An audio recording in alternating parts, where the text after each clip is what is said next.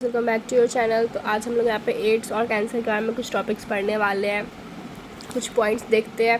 चलिए अपने इस वीडियो को स्टार्ट करते हैं। AIDS it is acquired during life time. ये लाइफ टाइम में कभी भी एक्वायर किया जा सकता है। ये disease not a congenital disease, ये कोई कॉन्जेंटियल डिजीज़ नहीं होता है। पैथोजन, अब देखते हैं इस एड्स डिजीज़ का पैथोजन क्या है। It is cause by human immunodeficiency virus HIV। ये मेनली HIV के कारण होता है और HIV का फुल फॉर्म है human immunodeficiency virus. The virus belonging to a group of virus called retro virus. ये वायरस जो है वो जिस वायरस के ग्रुप से बिलोंग करता है उसको हम लोग रेट्रो वायरस कहते हैं। Genetic material is single standard DNA। अब इसमें जेनेटिक मटेरियल जो होता है वो सिंगल स्टैंडर्ड RNA होता है, RNA। Genetic material is single standard RNA। The major cells which gets infected is helper T cells. अब इसमें जो मेजर सेल है जो हेल्प करते हैं इन्फेक्शन के लिए वो हेल्पर T सेल्स है। MOT, mode of transaction. अब इसमें देखते हैं sexually contact with infected person. किसी पर्सन से, कोई जो मल्टीपल पर्सन है उससे कांटेक्ट में आने से आपको एड्स हो सकते हैं। By transfusion blood and blood product. अब ब्लड से ट्रांसफ्यूज़न होना मतलब जैसे कि कोई दूसरे इन्फेक्टेड पर्सन का ब्लड आपके ब्लड में चला जाए तो उसके कारण भी हो सकता है। और ब्लड प्रोडक्ट, ब्लड से बने हुए प्रोडक्ट से। By sharing infected needles, drug abuse. अब जैसे कोई ड्रग्स ले रहा है तो एक ही नीडल से वो इन्फेक्टेड पर्सन और एक हेल्दी पर्सन दोनों ने ये ड्रग्स लेने के दौरान उस नीडल को यूज़ कर लिया तो उससे भी हम इसे एड्स हो सकता है। Drugs abuse from infected mother to her child.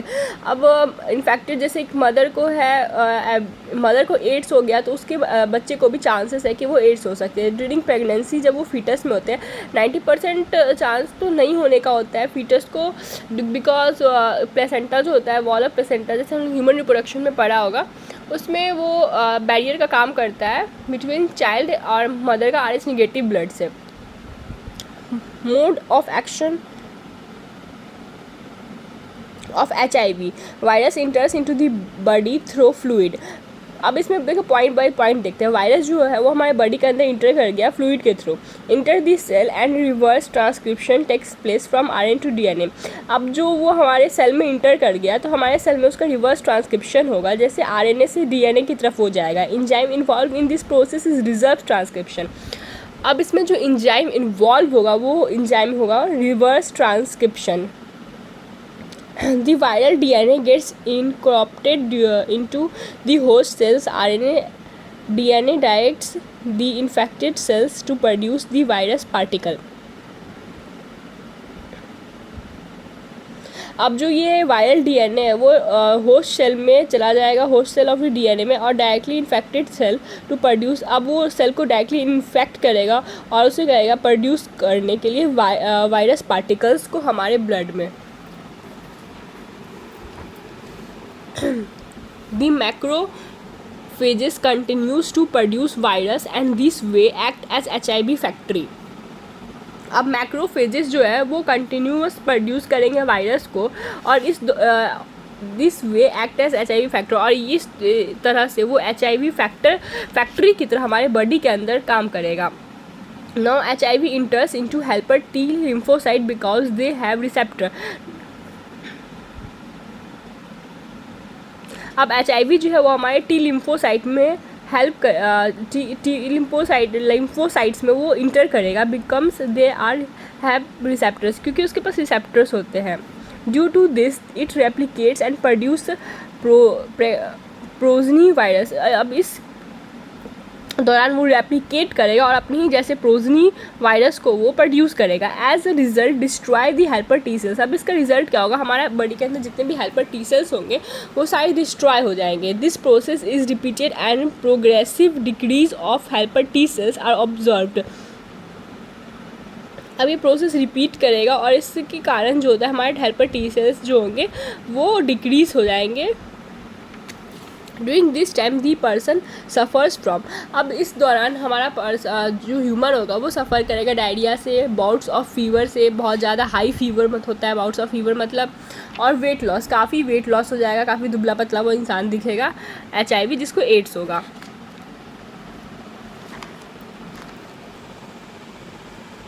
अब उसका डायग्नोसिस देखते हैं, एड्स का डायग्नोसिस क्या है, कैसे पता चलेगा कि किसी ह्यूमन को एड्स हुआ है।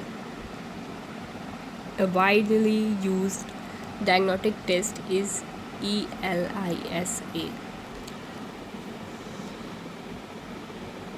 ज़्यादातर डायग्नोसिस के लिए हम लोग इंजाइम लिंक्ड इम्यूनोसॉर्बेंट एसे का यूज़ करते हैं एड्स के डायग्नोसिस के लिए।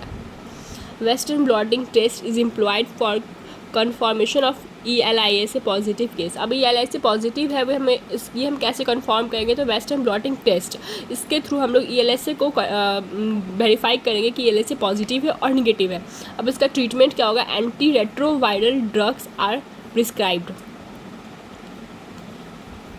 अब एंटी रिट्रो ड्रग्स जो है वो प्रिस्क्राइब किया जाएगा, जिसके कारण ये पार्शियली एक्टिव होता है, डेथ इज़ इनएविएटेड, मतलब इससे आप कुछ टाइम तक ज़िंदा रह सकते हैं, और ये पार्शियली मतलब थोड़ा बहुत इफ़ेक्टिव होता है, थोड़ा नहीं होता है, मतलब इसका गारंटी चांसेस तो है ही नहीं कि ये कभी ट्रीटमेंट काम करने वाला है, आगे डायग्नोसिस लेट हुआ तो चलिए हम अपना नेक्स्ट टॉपिक देखते हैं जो कि है cancer. Cell and differentiation is highly coordinated. Cell growth and differentiation, cell का बढ़ना और उसका डिवाइड होना हाईली कोऑर्डिनेटेड होता है हमारे कैंसर में। This coordination is because of property called contact inhibition. Normal cell have this property but cancer cell don't have this property. अब उसमें कोऑर्डिनेशन होता है क्योंकि कॉन्टैक्ट इनहिबिशन का उसका नॉर्मल सेल्स का हमारा फंक्शन होता है, हमारे नॉर्मल सेल्स का प्रॉपर्टी होता है कि वो उसमें सेल का जो होता है कंट्रैक्शन होता है और सेल डिवीज़न होता है, बट कैंसर सेल में ऐसा कोई प्रॉपर्टी नहीं होता है। So cancer cell continues to divide. So cancer cell जो होता है वो डिवाइड कंटिन्यू करता है। अब जैसे कि 4 नॉर्मल सेल है ज्वाइंट टुगेदर, चारों सेल साथ में ज्वाइन किए, तो कोई एक सेल जो है वो काफ़ी ज़्यादा डिवाइड कर रहा है, तो चलो उसके बगल में जो दूसरा सेल है वो उसको बोलता है भाई क्यों इतना डिवाइड कर रहे हो, रुक जाओ।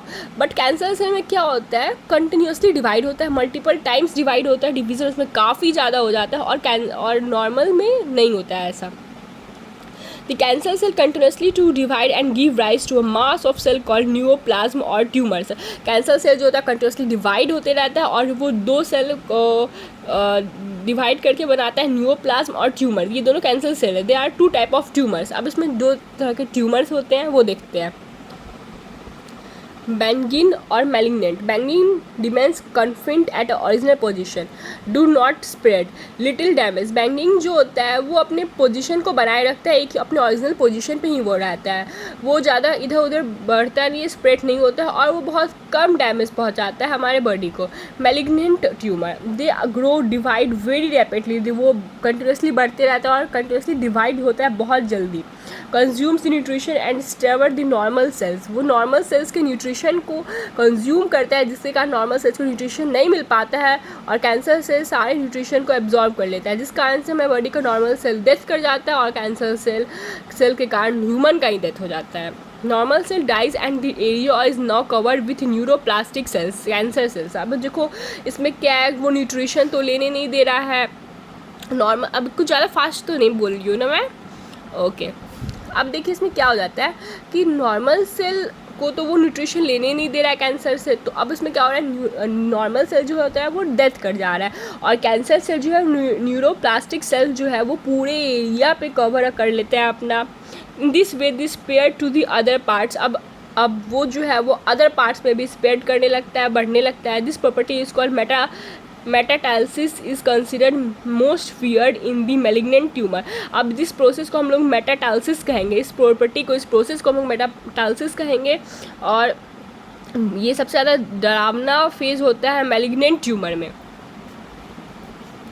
अब कैंसर क्यों होता है, उसके एजेंट्स क्या है, cancer causing agents, carcinogenic agents देखते हैं, physical, chemical and biological. Physical, ionising and non ionising दो टाइप के आते हैं। अब फर्स्ट आयोनाइजिंग देखते हैं, like x rays, gamma raise.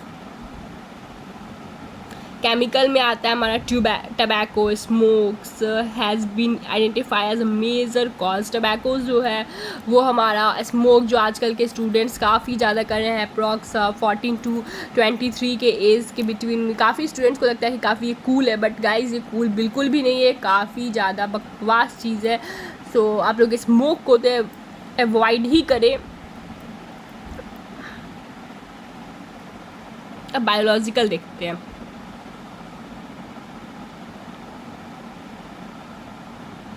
Cancer causing virus are called oncogenic virus. Cancer causing virus जो है उसको हम लोग ऑन्कोजेनिक वायरस कहते हैं। Serves genes called cellular oncogenic. अब कुछ सर्वर जीन को हम लोग ऑन्कोजेनिक कहेंगे। Proton oncogenic have been identify in the normal cell. Proto oncogenic, अब जो नॉर्मल सेल है उसमें हम लोग को प्रोटो ऑन्कोजेनिक मिलेगा, present in inactive form. Inactive form में वो रहेगा। Activation of this genes under certain condition can lead to oncogenic transcription. अब वो प्रोटो ऑन्कोजेनिक जो ऑन्कोजेनिक में तब बदलेगा जब उसमें कुछ कैंसर के सेल आएंगे। एक्टिवेशन ऑफ दिस जीन किसके जीन का, तो ऑन्कोजेनिक का, इन सर्टेन कंडीशन, कुछ कंडीशन में होगा। पहले अगर वो नॉर्मल होंगे तो वो प्रोटो ऑन्कोजेनिक होंगे, और अगर वो कैंसरस हो जाएंगे तो ऑन्कोजेनिक होंगे, उसमें से प्रोटो हट जाएगा। अब डिटेक्शन एंड डायग्नोसिस, अब इसको कैसे पता करें कि इसके अंदर कैंसर है या नहीं है। Biopsy histopathological studies in this pieces of tissue. अब उसके कुछ टिश्यूज़ पे हम लोग स्टडी करेंगे। Suspected is cutted into the thin section stained stand and studied for the detection of the cancer cell. अब जो है वो हम लोग एक पीस में उसको कट कर लेंगे, काफ़ी थिन सेक्शन लेना है उसका, फिर उसको कट करके उसमें हिस्टोपैथोलॉजिकल स्टडी करेंगे, बायोप्सी करेंगे, फिर उसके बाद उसका डिटेक्शन होगा कि उसमें कैंसर सेल है या नहीं है। Blood bone marrow test in this cases leukaemia. अब उसमें ब्लड और बोन मैरो टेस्ट करेंगे, ल्यूकामिया होगा उसमें। Techniques like radiographies X-rays are used. Radiography और एक्सरे भी उसमें यूज़ किया जाएगा। CT स्कैन, कंप्यूटर टोमोग्राफी भी यूज़ किया जाएगा। X-rays are used to generate 3-dimensional image of the internal organ। X ray जो यूज़ किया जाता है हमारे बॉडी के अंदर का 3-dimensional इमेज हमारे ऑर्गन का दिखाने के लिए। MRI magnetic resonance image. Strong magnetic field along with non ionisation radiation are used. Strong magnetic field को हम लोग यूज़ करते हैं बिना आयोनाइजेशन के। Antibodies agents cancer specific as antigens are also used. Antibody और एंटी एजेंट्स जो है वो कैंसर स्पेसिफिक, उसको भी हम लोग काफ़ी ज़्यादा यूज़ करते हैं। तो ये आज का टॉपिक हमारा ख़त्म होता है। जो कैंसर और एड्स पे बेस्ड था उसमें हम लोग ने कैंसर कैसे होता है, क्यों होता है, होता क्या है, ये पढ़ा है। एड्स का हम लोग ने एजेंट पढ़ा है, पैथोजन पढ़ा है, डायग्नोसिस पढ़ा है कि कैसे एड्स होता है, उसके क्या सिम्टम्स आते हैं, फिर उसके डायग्नोसिस क्या होते हैं, उसकी ट्रीटमेंट क्या होते हैं। बेसिकली कैंसर का तो हम लोग देख ले तो अगर अर्ली स्टेज में डायग्नोसिस हो जाएगा, पता चल जाता है तो उसका ट्रीटमेंट पॉसिबल है। अब ज़्यादातर चांसेस तो नहीं है। हमारा मेडिकल फैसिलिटी भी लोग कहते हैं कि बहुत ज़्यादा डेवलप कर गया, बट मेरा मानना है कि अभी मेडिकल में बहुत कुछ डेवलप करना बाकी है। अब हम देखिए ना हमारे रिसर्च सेंटर में हमारे साइंटिस्ट जो है कितने हैं। कैंसर के ट्रीटमेंट के लिए डॉक्टर ही कितने हैं इंडिया में। जितने भी अच्छे डॉक्टर सभी अमेरिका जा रहे हैं, अब्रॉड में शिफ्ट हो जा रहे हैं। ये भी एक फाइनेंशियल प्रॉब्लम है जिस कारण को यहाँ इंडिया में इलाज नहीं करना चाह रहा है। सो आप लोग इस चीज़ पे ध्यान दें, तभी तो कुछ पॉसिबल है।